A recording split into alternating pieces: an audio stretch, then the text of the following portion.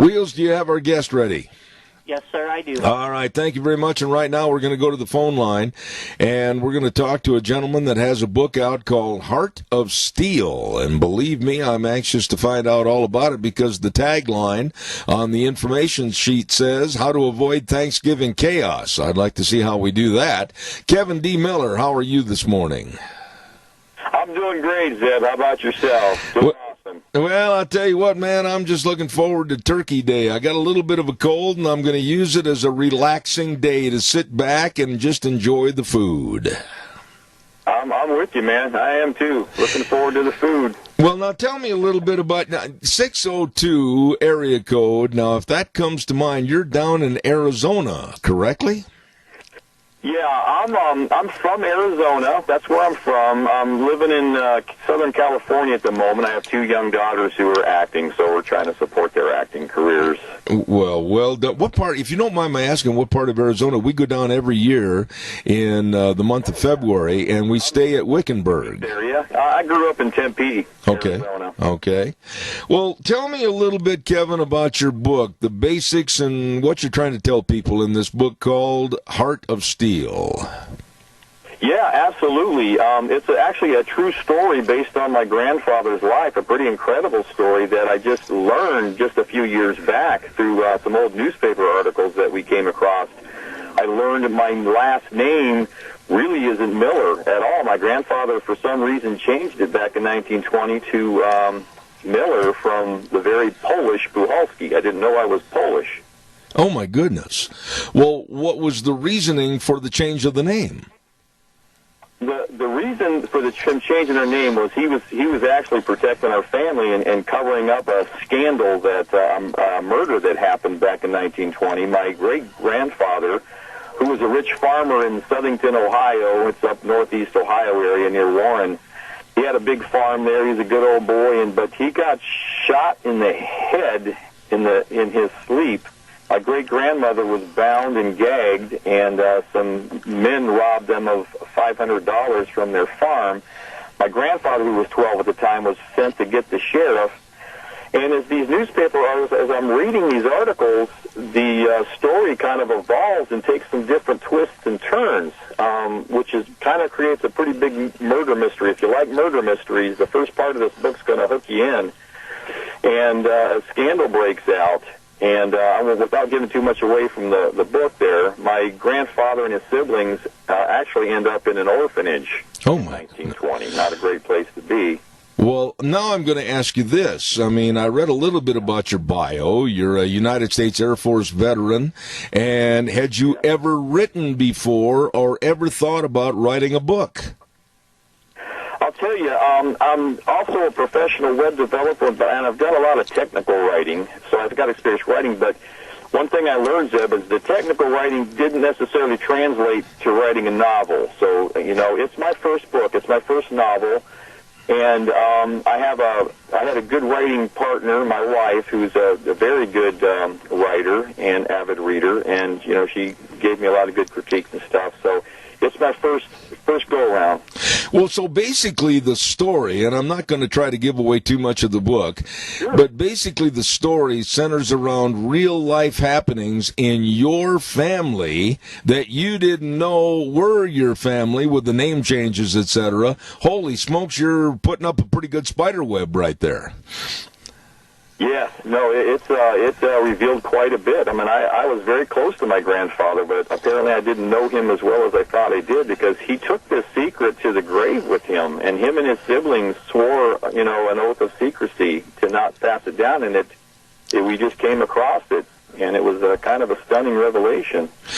Kevin, when you're writing this book, and the reason I'm so intrigued by this is I'm putting together my own book, as a matter of fact, on my life and all the stories, and I'm intrigued by someone like yourself that has never done this before. What was the basic synopsis or the layout or the ABCD, here, this order, etc.? How did you figure out everything as to how to put this book forth so that the reader would want to stay intrigued by the story? Yeah, in writing the book, I mean, the story sometimes I felt like it was writing itself, because the I wrote the book in kind of three parts. The first act of the story is really the scandal, the murder mystery that goes on, and who done it, pretty much.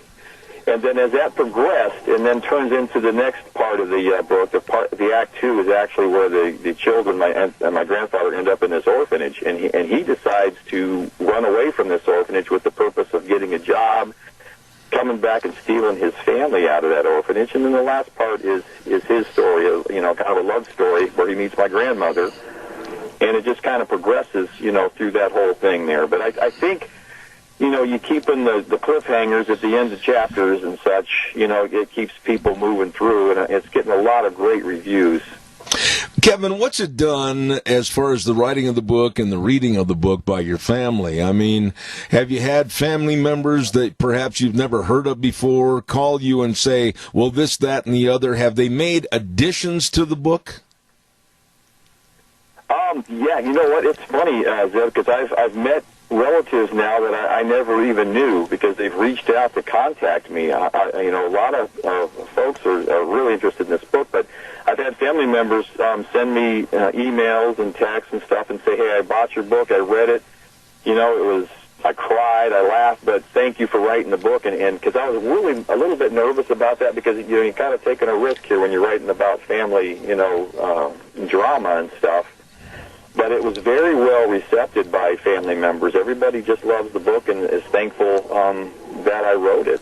Well, I got to ask you, when you're sitting around Thanksgiving table this weekend, tomorrow, as a matter of fact, I would imagine you're going to be the numero uno person that they want to talk to. Yeah, because it's creating quite a stir, and even in our own family, and there's a lot to talk about there, because we learned a lot, and there's a lot to talk about, and all my family members have bought and read the book, and it's definitely, I definitely got a great Thanksgiving, table story, to talk about and to share, that's for sure. Kevin, are you going to use this as a kind of a path to write other books and other stories, or what about your future? Absolutely. I'm going to continue. I'm going to start another book. Right now, I'm actually turning this book into a screenplay because I want to pitch this for a movie because it would make a great movie.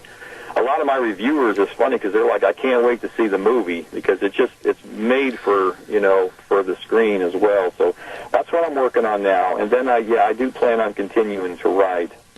I've got to ask you the difference, if you will, between writing a book or then writing a screenplay. How do you know what to take out? How do you know what to keep in? How do you know how to write that script? I mean, you're sharper than I am. Explain that.